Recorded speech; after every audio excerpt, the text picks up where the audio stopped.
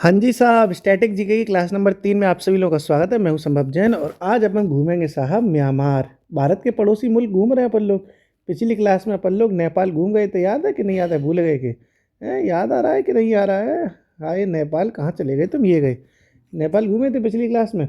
अब आज अपन म्यांमार घूमेंगे। म्याऊं म्याऊं म्याऊं म्याऊं म्याऊं म्याऊं करेंगे सब, म्याऊं म्याऊं।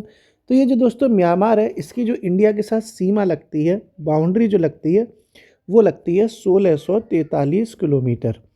कितनी लगती है? 1643 किलोमीटर। और अगर इसी म्यांमार की बात की जाए तो ये म्यांमार का जो स्वतंत्रता दिवस है, मोस्ट इम्पोर्टेंट है कि इसकी आज़ादी कब हुई थी। एक्चुअली जैसे हम लोग हिंदुस्तान जो अपना देश है वो अंग्रेज़ों का गुलाम था ना, तो ये म्यांमार भी ब्रिटेन का ही गुलाम था।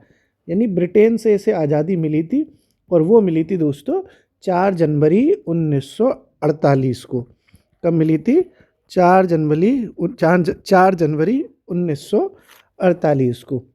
यानी ब्रिटिश इसकी म्यांमार की जो आज़ादी का दिवस हो गया वो हो गया 4 जनवरी। जैसे हिंदुस्तान का 15 अगस्त है, 15 अगस्त को अपन बोलते भी हैं साहब, है साहब तो भजन वगैरह गाते हैं ना, भजन मतलब राष्ट्रगीत गाते हैं। ऐसे इनका जो बजता है गाना वो बजता है 4 जनवरी को।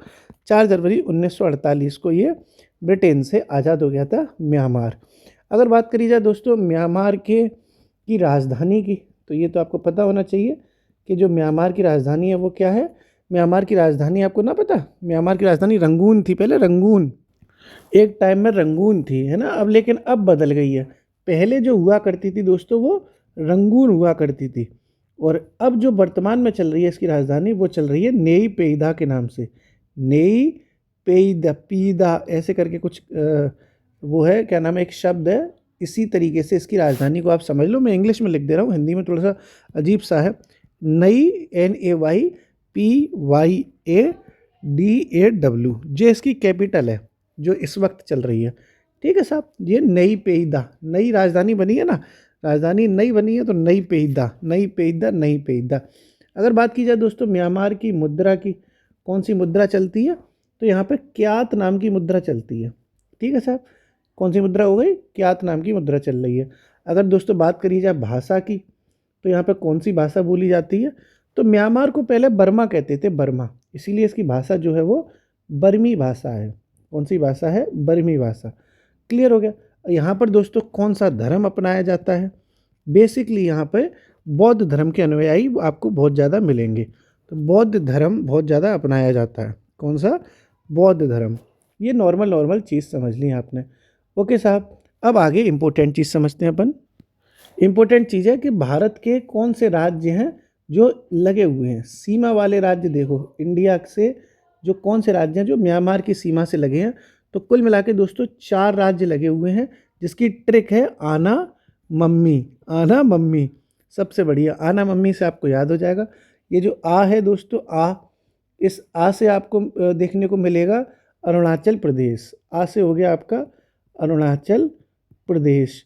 ना से हो जाएगा आपका नागालैंड। ट्रिक से सिंपल याद हो गया। माँ से आपका हो जाएगा दोस्तों मणिपुर।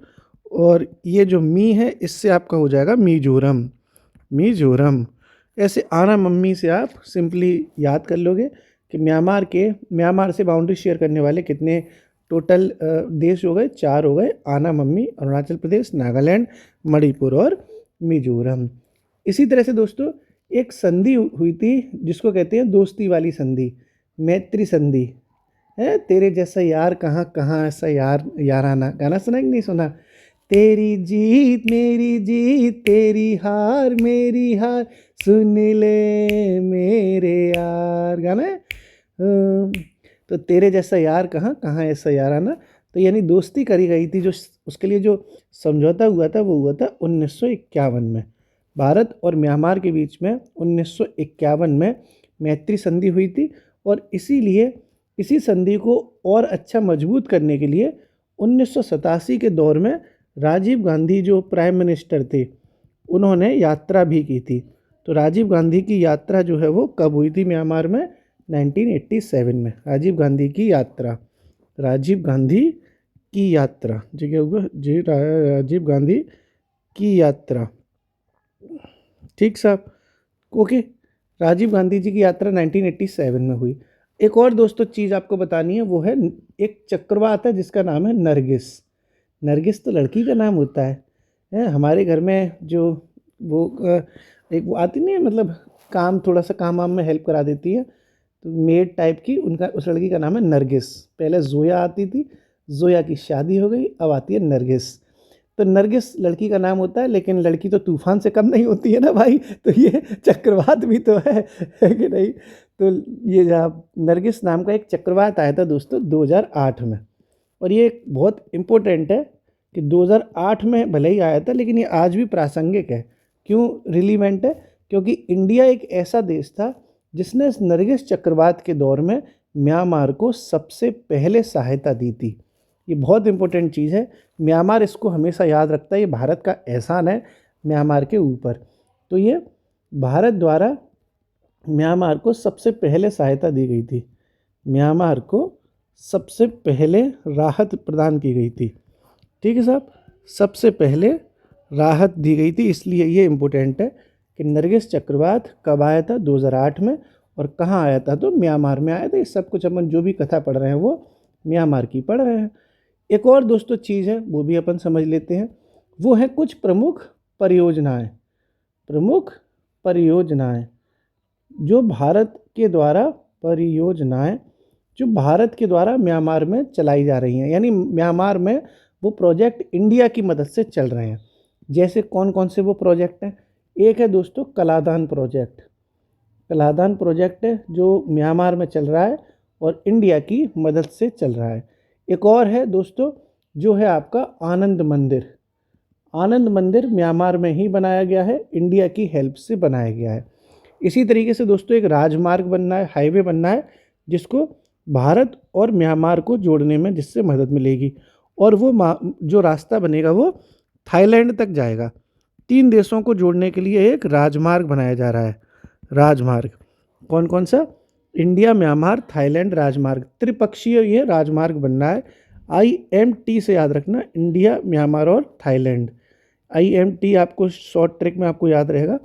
तो भारत, म्यांमार और थाईलैंड के बीच में एक रास्ता भी बनने को तैयार हो रहा है। ये 3 प्रोजेक्ट दोस्तों बहुत ज़्यादा फेमस हैं। ये दोस्तों जो कलादान प्रोजेक्ट समझा ना आपने, इसकी जो शुरुआत हुई थी वो 2008 में हुई थी।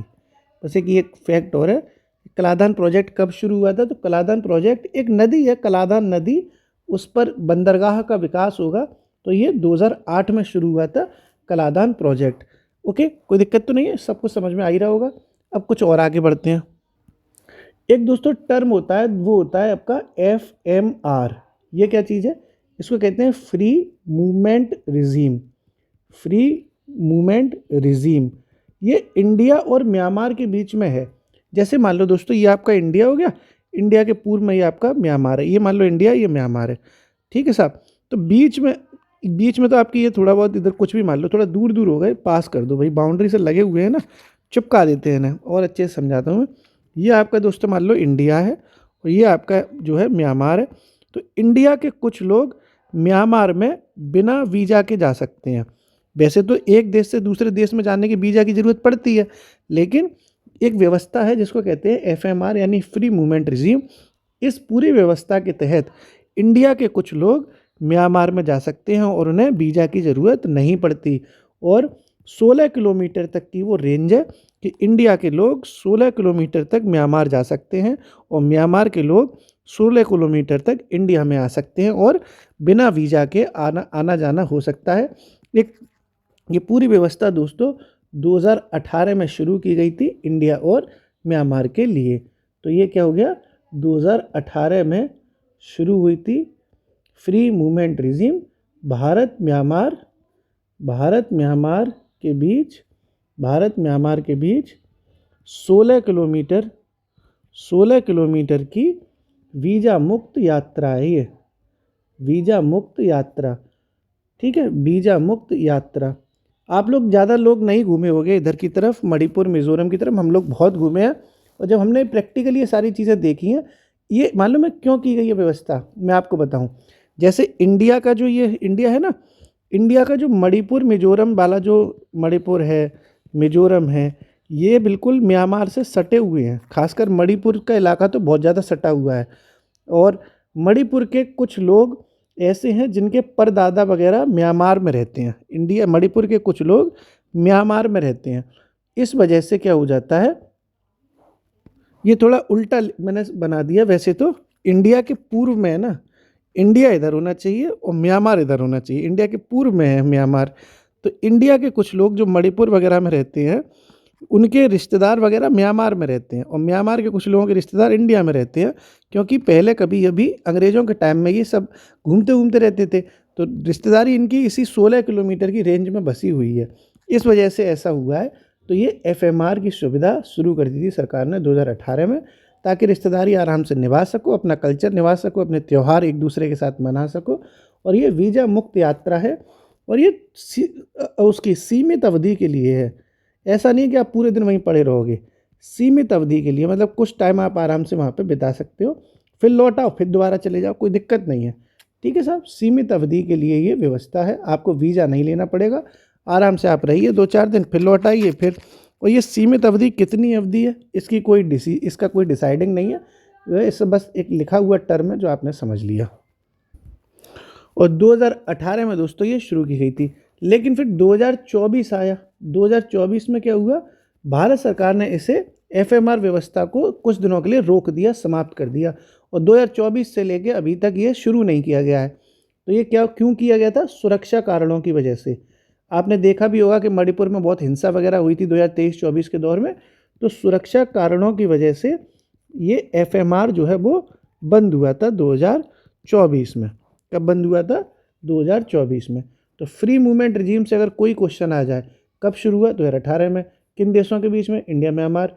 क्या है ये, वीज़ा मुक्त यात्रा है 16 किलोमीटर तक की।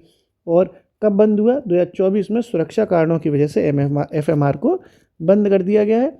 और अभी भी इसके लिए आने जाने के लिए तो कोई दिक्कत नहीं है, लेकिन ये जो आप छाती ठोंक के 16 किलोमीटर तक चले जा सकते थे, अब वो नहीं जा सकते। चोरी चोरी चुपके चुपके चले जाओ, उसमें कोई दिक्कत नहीं है, लेकिन कागजों में से बंद कर दिया गया है। इसी पूरे म्यांमार को दोस्तों पूर्व जो इसका नाम था, पहले इसका जो नाम था म्यांमार का, वो कभी बर्मा हुआ करता था। ठीक है, क्या नाम था, बर्मा। आप अगर पहले से पढ़ते रहे होगे, सुने रहे होगे, तो आपको पता होगा, बर्मा पहले नाम था। 1989 में दोस्तों इसका नाम म्यांमार हुआ। 1989 में म्यांमार नाम हुआ। ठीक है साहब, समझ गए, क्लियर। कब हुआ है, 1989 में। पहले नाम क्या था, बर्मा था। ओके, ये भी आपने बात समझ ली। ठीक साहब, ये एशिया महाद्वीप में आता है, सब आप जानते हो, नॉर्मल चीज़ें, ये सारी चीज़ें हैं। अगर दोस्तों यहाँ पे सबसे महत्वपूर्ण जो नदी देखी जाए, नदी, वो नदी है इरावती नदी। एक नदी है दोस्तों जिसका नाम है इरावती नदी। ये आपको म्यांमार में देखने को मिलेगी, और ये इतनी इम्पोर्टेंट नदी है म्यांमार की कि इसे म्यांमार की जीवन रेखा भी कहा जाता है। क्या कहा जाता है, म्यांमार की जीवन रेखा। ये आपने दोस्तों पूरा म्यांमार के बारे में वो सब कुछ समझ लिया, जो एक एग्ज़ाम के मकसद से ज़रूरी है जानना। अब हम दोस्तों म्यांमार के बाद जो बात करते हैं वो करेंगे अपन लोग म्यांमार के अगले देश भूटान की। ये भारत के पड़ोसी मुल्क समझ रहे हैं, अब हम बात करते हैं भूटान की। म्यांमार समझ लिया, भूटान समझ लिया, धीरे धीरे करके सारे पड़ोसी मुल्कों की आपको बेसिक नॉलेज मिल जाएगी। अब देखो, सबसे पहले भूटान की वही सीमा रेखा देखते हैं। इंडिया के साथ जो इसकी बाउंड्री है वो 699 किलोमीटर शेयर होती है। कितनी होती है, 699 किलोमीटर। अब सबसे बड़ी चीज़ इसमें यह है कि जो आप समझते हो हर बार कि राजधानी कौन सी है साहब, बेसिक बेसिक चीज़ें भी तो पेपर में आ जाती है ना मैचिंग के लिए। इसकी भूटान की राजधानी है दोस्तों थिम्पू। क्या है, थिम्पू। ओके, राजधानी समझ ली। अब एक और चीज़ है, वो है इसकी मुद्रा। क्या है, मुद्रा भी पूछी जा सकती है। इसकी मुद्रा है दोस्तों न्यूल ट्रम। क्या है, न्यूल ट्रम। मुद्रा आपने न्यूल ट्रम समझ ली। यहाँ पर कौन सा धर्म सबसे अच्छा चलता है, भाई भूटान में तो दोस्तों बौद्ध धर्म का बोलबाला है, तो यहाँ पे बौद्ध धर्म की जनसंख्या सबसे ज़्यादा है। इंडिया और इसके भूटान के बीच में जो राजनयिक संबंध है वो कब से चल रहे हैं, ये एक इम्पोर्टेंट फैक्ट है। जो इंडिया और भूटान के बीच में जो राजनयिक संबंध चल रहे हैं वो 1968 में स्थापित हुए थे। कब से, 1968 में वो इंडिया और भूटान के बीच में जो ऑफिशियली रिलेशंस की स्टार्टिंग हुई है वो कब से हुई है, 1968 से। अब आपको एक नई चीज़ इसमें पता चलेगी। क्या पता चलेगी? कि जो पंचवर्षीय योजना आपने सुनी है, 5 ईयर प्लान्स, पंचवर्षीय योजना जो कहते हैं, इस भूटान देश की जितनी भी पंचवर्षीय योजनाएं चलती हैं, भारत इसमें पैसा देता है। हाँ, आपको पता नहीं होगी ये वाली बात। भूटान की सभी पंचवर्षीय योजनाओं में भारत फाइनेंशियल हेल्प करता है। इसीलिए भूटान की जो पंचवर्षीय योजनाएं हैं उनके बारे में जानना थोड़ा सा आपको ज़रूरी है। भूटान की जो पंचवर्षीय योजना है, 5 ईयर प्लान है, इसमें भारत जो है वित्तीय सहायता करता है। भारत वित्तीय सहायता करता है। ठीक साहब, ये तो बहुत बड़ी चीज़ आपने समझ लिया भाई साहब। जो ने इंडिया के पास खुद की वित्तीय प्लान की चाहे तैसी मर जाए, लेकिन जाए कि भूटान हम जरूर अपने पैसा बांटेंगे। भारत की जनसंख्या भूखी मर रही है, वो कोई दिक्कत नहीं है, जाओ भैया बांटो पैसा आराम से। अब देखो, इंडिया जब इसकी हेल्प कर रहा है भाई साहब, तो भूटान की पंचवर्षीय योजनाओं के लिए आपको ये पता होना चाहिए कि भूटान की पहली 5 ईयर प्लान कब शुरू हुई। भूटान की पहली 5 ईयर प्लान तो आपको पता होना चाहिए ना, FIP शॉर्ट में लिख दिया है, पहली पंचवर्षीय योजना। वो दोस्तों शुरू हुई थी 1961 में। 1961 में, ये आप कंफ्यूज मत हो ना। इंडिया के ऑफिशियल रिलेशंस तो 1968 से स्टार्ट हुए हैं, लेकिन भूटान की पहली 5 ईयर प्लान 1961 में स्टार्ट हो गई थी। इंडिया ने इसमें हेल्प करी तो भूटान को अच्छा लगा। धीरे धीरे भूटान और इंडिया के रिलेशंस बन गए और 1968 में ऑफिशियली स्टार्ट हो गया। अब बात करते हैं दोस्तों अपन लोग भूटान से सीमा वाले राज्य। इंडिया और भूटान के बीच में कौन से राज्य हैं जो बाउंड्री शेयर करते हैं? और ऐसे दोस्तों राज्यों की संख्या है 4। और 4 राज्यों की एक ट्रिक है बहुत आसान, आसिक आप। आसिक आप, आए हाय, आसिक आप, सिंपली आप कर लोगे इससे, आसिक आप। तो ये जो आ से है दोस्तों वो है असम। ठीक, ये जो सिक है, सिक से आपका है सिक्किम, सिक से आपका सिक्किम हो गया। ओके, अब दोस्तों ये जो आ है इससे आपका है अरुणाचल प्रदेश, अरुणाचल प्रदेश। और ये जो पा है इससे आपका है पश्चिम बंगाल। ये 4 राज्य ऐसे हैं जो सीमा शेयर करते हैं किसके साथ? भूटान के साथ। कौन कौन से? आसिक आप, असम, सिक्किम, अरुणाचल प्रदेश और पश्चिम बंगाल। क्लियर है? ठीक है साहब। अच्छा, अभी दोस्तों अभी अपन ने म्यांमार जब समझा था, तो म्यांमार का एक छोटा सा उपनाम और है, एक निकनेम दिया गया है म्यांमार को, वो है वाइट पैगोडा की कंट्री, श्वेत पैगोडा का देश। श्वेत पैगोडा का देश, इसको ना क्या कहा जाता है म्यांमार को? श्वेत पैगोडा का देश। ये पैगोडा क्या होती है? तो ये मंदिर है एक तरीके का, बौद्ध धर्म से रिलेटेड होता है, इसको कह देते हैं श्वेत पैगोडा का देश। बाकी अब अपन आगे बढ़ते हैं। भूटान समझ रहे थे, 4 राज्य हैं, आसिक आप, असम, सिक्किम, अरुणाचल प्रदेश और पश्चिम बंगाल। ये आपके साथ 4 राज्य हैं जो भूटान से सटे हुए हैं। अब आगे बात करते हैं एक और चीज़ की दोस्तों, वो है आपकी मैत्री संधि। इंडिया और भूटान के बीच में जो मैत्री संधि स्टार्ट हुई थी वो कब हुई? कंफ्यूज मत होना, इंडिया के राजनीतिक संबंध 1968 में शुरू हुए हैं। भूटान की 5 ईयर पहली प्लान जो है 1965 में शुरू हुई है, और मैत्री संधि तो बहुत ही पहले हो गई थी, दोस्ताना 1949 में ही हो गया था। कब हो गया था? 1949 में। तो देखो, सबसे पहले तो 1949 में दोस्ताना हुआ, उसके बाद जब भूटान ने पहली पंचवर्षीय योजना 1961 में शुरू करी, तो इंडिया ने उसमें फाइनेंशियल हेल्प करी, फिर धीरे धीरे संबंध बन गए। ऐसा ही होता है भाई, सबसे पहले दोस्ती होती है, फिर धीरे धीरे हम खर्चा करते हैं, उसके बाद हमारा रिलेशनशिप बन जाता है। मुबारक हो, ओए ओए ओए ओए, मुबारक हो भैया, अले भैया पैसा खर्च हुआ था भैया मेरे, है कि नहीं? तो इंडिया ने सोची जब पैसा खर्च हो ही रहा है तो लाओ ऐसे में लगे आता हूँ, रिलेशनशिप बना ही लेते हैं साहब, है कि नहीं? आगे बढ़ते हैं जनाब। अब कुछ ऐसे प्रमुख प्रोजेक्ट समझने हैं दोस्तों जो इंडिया और भूटान के साथ चल रहे हैं। प्रमुख प्रोजेक्ट्स जिसमें इंडिया और मतलब भूटान के तो वो प्रोजेक्ट हैं जिसमें इंडिया का भी पूरी तरह से बेसिक रोल है। कौन कौन से वो प्रोजेक्ट्स हैं? 4 प्रोजेक्ट्स बहुत फेमस हैं। एक है दोस्तों चूखा प्रोजेक्ट। ये जो चारों प्रोजेक्ट है ना, वो जल विद्युत बनाने के लिए हैं, जल विद्युत परियोजनाएं हैं ये। और ऐसा कई बार पूछा भी गया है कि ये परियोजनाएं किन किन देशों के मध्य संचालित हो रही हैं। तो एक है चूखा, एक है दोस्तों ताला जल विद्युत परियोजना, एक हो गई चूखा, एक है ताला विद्युत परियोजना, एक है मंगदेछू, मंगदेछू जल विद्युत परियोजना। ठीक है, एक और है दोस्तों पूनात सांगछू। अजीब सा नाम है, पूनात सांगछू, पूनात सांगछू जल विद्युत परियोजना। ये 4 प्रोजेक्ट्स बहुत फेमस हैं, बहुत इंपॉर्टेंट हैं। चूखा, ताला, मंगदेछू और पूनात सांगछू। क्लियर हो गया सब कुछ। अब देखो ये जल विद्युत है, इसका मतलब पानी से बन रहा है, पानी मतलब नदी से बन रहे होंगे। तो कौन सी नदी पे चूखा वाला बन रहा है? तो ये नदी की अगर बात की जाए तो चूखा जो हाइड्रो पावर प्रोजेक्ट है वो वांगचू नदी पर बन रहा है। किस पर बन रहा है? वांगचू नदी पर। वांगचू नदी पर ये आपका चूखा जल विद्युत परियोजना बन रही है। और इसी तरह से दोस्तों ताला और मांगदेछू है ना, तो ताला वाला तो तालाई नदी पे बनना है, मंगदेछू वाला मंगदेछू नदी पर ही बनना है। तो इसकी नदी दोनों सेम इसी नाम से हैं। ताला प्रोजेक्ट ताला नदी पे, मंगदेछू प्रोजेक्ट मंगदेछू नदी पे। लेकिन ये जो पूना सांगछू है, इसकी जो नदी है उसको कहते हैं सांकास नदी। सांकास नदी पर ये बन रहा है। किस पर? सांकास नदी पर। तो चारों समझ लिया। चूखा प्रोजेक्ट वांगचू नदी पर, ताला और मांगदेछू दोनों इसी नाम पे हैं नदियाँ।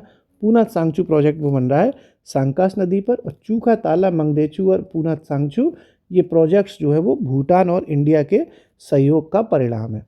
ओके, कोई दिक्कत तो नहीं है। यानी आपने ये समझा कि अगर भूटान और इंडिया में सबसे ज़्यादा जो सहयोग है वो जल विद्युत को लेके है, तभी तो भाई इतने सारे प्रोजेक्ट इंडिया और भूटान से चल रहे हैं। तो इंडिया और भूटान के बीच में अगर सबसे ज़्यादा रिलेशनशिप पूछी जाए किस बात को लेके है, तो जल विद्युत को लेके है। ठीक है, तो सबसे जो महत्वपूर्ण संबंध जो बना है इंडिया और भूटान के बीच में, महत्वपूर्ण संबंध इंडिया और भूटान के बीच में जो बना हुआ है वो किस बात को लेके बना है? वो बना है जल विद्युत सेक्टर के लिए, जल विद्युत क्षेत्र के लिए। ये भी बात आपने, एक ऐसा होता है ना, अभी आपके दिमाग में नहीं आए कि पेपर में आ जाए और कुछ भी आ जाएंगे ऑप्शन, जल विद्युत हो सकता है, ऑप्शन में आपका दूसरा कोई ऑप्शन लगा देंगे कोयला निर्माण, सड़क निर्माण, तो आप कंफ्यूज हो जाओगे ना। इसलिए मैंने ये स्पेशली लिखवा भी दिया ताकि आपके दिमाग में रहे। ओके साहब। एक और चीज़ है दोस्तों, वो है डिस्प्यूट का सबसे बड़ा कारण। इंडिया और भूटान के बीच में जो सबसे बड़ा विवाद है वो एक क्षेत्र को लेके है जिसका नाम है डोकलाम। अगर ये सवाल आ जाए कि डोकलाम विवाद, ये डिस्प्यूट है, डोकलाम विवाद। डोकलाम एक जगह है भूटान में जिसमें चाइना का भी इन्वॉल्वमेंट है, इंडिया का भी इन्वॉल्वमेंट है। इसलिए जो सबसे बड़ा डिस्प्यूट इंडिया का है वो है डोकलाम विवाद, वो भूटान के साथ आपको देखने को मिलेगा। तो डोकलाम विवाद किसके साथ है? भूटान के साथ। अगर दोस्तों बात करी जाए भूटान के राष्ट्रीय दिवस की, कि भूटान का राष्ट्रीय दिवस कब मनाते हैं, ये सवाल भी तो आ सकता है। तो भूटान का राष्ट्रीय दिवस दोस्तों मनाया जाता है 17 दिसंबर को। कब मनाते हैं भूटान का राष्ट्रीय दिवस? 17 दिसंबर। 17 दिसंबर को आपको भूटान का राष्ट्रीय दिवस मना लोगे। दोस्तों भूटान अपने आप में एक लैंडलॉक्ड कंट्री है। भूटान कैसा है? एक स्थल रुद्ध देश है, लैंड लॉक्ड है। लैंड लॉक्ड यानी चारों तरफ से ज़मीन से घिरा हुआ है, इसके आसपास कहीं भी आपको पानी नहीं देखने को मिलेगा। स्थल रुद्ध देश है ये, लैंड लॉक्ड कंट्री है। ओके, अगर दोस्तों बात करी जाए भाषा यहाँ पे कौन सी बोली जाती है भूटान में, लैंग्वेज भी तो बोली जा सकती है। तो जो नेशनल लैंग्वेज है भूटान की उसका नाम है जोंगखा। जोंगखा ये भूटान की नेशनल लैंग्वेज है। क्या नाम है? जोंगखा। ओके साहब। ये दोस्तों आपने वो चीज़ें समझी जो परीक्षा में ज़रूरी है। एक दो चीज़ और है, जैसे भूटान का सर्वोच्च शिखर भी बता दे रहा हूँ मैं। सबसे ऊंचा पहाड़ भूटान का कौन सा है? तो उसको कहते हैं दोस्तों माउंट, भाई माउंट तो मतलब पर्वत हो गया, अजीब सा नाम है, माउंट गंगखर। गंगखर पुएनसुम। पुएनसुम ये भूटान की सबसे ऊंची चोटी है, माउंट गंगखर पुएनसुम। ओके साहब। माउंट क्या हो गया? गंगखर पुएनसुम। ये उसी लैंग्वेज में है, भूटानी लैंग्वेज में, जोंगखा लैंग्वेज में। तो ये दोस्तों बेसिक चीज़ें आपके लिए जो ज़रूरी है जानना, वो थोड़ा सा सही रहता है। एक चीज़ जो दोस्तों मैंने आपको बताई थी 1949 में जो मैत्री संधि हुई है भारत और भूटान के बीच में, इसमें हाल ही में 2007 में संशोधन भी किया गया था। तो 2007 में इसमें संशोधन भी हुआ था, वो बात भी आपको पता होनी चाहिए। कुछ भी पेपर में आ सकता है, हम कुछ भी छोड़ते नहीं। मतलब मैं करा रहा हूँ तो मैं पूरी कोशिश करता हूँ कि आपको एक एक चीज़ अगर ऐसे तैयार हो जाए कि अगर पेपर में आए तो आपको दिक्कत ना हो। तो क्लास 3 में हमने समझा म्यांमार के बारे में, जो कि सीमा 1643 किलोमीटर की है। इसका स्वतंत्रता दिवस दोस्तों ब्रिटेन में है 4 जनवरी 1948 को, वो सॉरी स्वतंत्रता ब्रिटेन से मतलब ये आज़ाद हुआ था।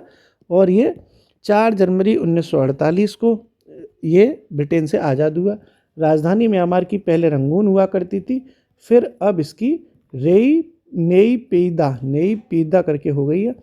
इसकी मुद्रा की बात करें तो दोस्तों क्या है, भाषा यहाँ पे बर्मी लैंग्वेज चलती है और यहाँ पे बौद्ध धर्म खूब माना जाता है। भारत और म्यांमार के बीच में 4 राज्यों की सीमा लगती है। आना ममी शॉर्ट ट्रैक है। आ से अरुणाचल प्रदेश, ना से नागालैंड, मा से मणिपुर और मी से मिजोरम। इसमें 1951 में भारत म्यांमार के बीच में संधि हुई थी दोस्ती वाली। 1987 में राजीव गांधी भी म्यांमार की यात्रा पे गए थे। नरगिस चक्रवात भी म्यांमार में आया था, जिसमें इंडिया ने बहुत सारी हेल्प भी करी थी, सबसे पहले राहत दी थी। प्रोजेक्ट्स भी बहुत सारे चलते हैं इंडिया म्यांमार के बीच में। कलाधान प्रोजेक्ट चलता है। आनंद मंदिर भी म्यांमार में बनवाया जा रहा है इंडिया की तरफ से। म्यांमार थाईलैंड IMT त्रिपक्षीय राजमार्ग भी बन रहा है। ये जो कलादान प्रोजेक्ट है वो इंडिया की तरफ से बन रहा है। 2008 में ये बनना शुरू हो गया था। एक टर्म है FMR यानी फ्री मूवमेंट रिजीम, 2018 में ये शुरू हुई। भारत म्यांमार के बीच में 16 किलोमीटर की लंबी जो है वीज़ा मुक्त यात्रा थी, कर सकते थे साहब। सीमित अवधि के लिए यात्रा चलती है। 2024 में इस सुरक्षा कारणों की वजह से FMR बंद कर दी गई। म्यांमार का पहले नाम हुआ करता था बर्मा, लेकिन 1989 में इसका नाम म्यांमार कर दिया गया। इरावती नदी यहाँ की सबसे महत्वपूर्ण नदी है, जो कि म्यांमार की जीवन रेखा कहलाती है। इसी म्यांमार को श्वेत पैगोडा का देश भी कह देते हैं। फिर हमने दोस्तों भूटान समझा, जिसकी सीमा 699 किलोमीटर है। राजधानी थिम्पू है। यहाँ पे न्यूलट्रम नाम की मुद्रा चलती है। धर्म यहाँ पे बौद्ध धर्म अपनाया जाता है। म्यांमार से राजनयिक संबंध 1968 में शुरू हुए। पंचवर्षीय योजना देखी जाए तो इंडिया इसमें बहुत सारा पैसा देता है। भूटान की पहली पंचवर्षीय योजना 1961 में शुरू हुई थी। भूटान से सीमा वाले राज्य 4 हैं, जिसकी ट्रिक है आ से आप, आ से असम हो गया, सिक से सिक्किम, आ से अरुणाचल प्रदेश और पा से पश्चिम बंगाल। मैत्री संधि 1949 में भारत और भूटान के बीच में हुई थी, जिसमें 2007 में संशोधन किया गया था। कुछ प्रमुख प्रोजेक्ट्स हमने समझे जो भूटान और इंडिया के आपस में मदद से चल रहे हैं, जैसे चूखा प्रोजेक्ट है जो कि वांगचू नदी पे है।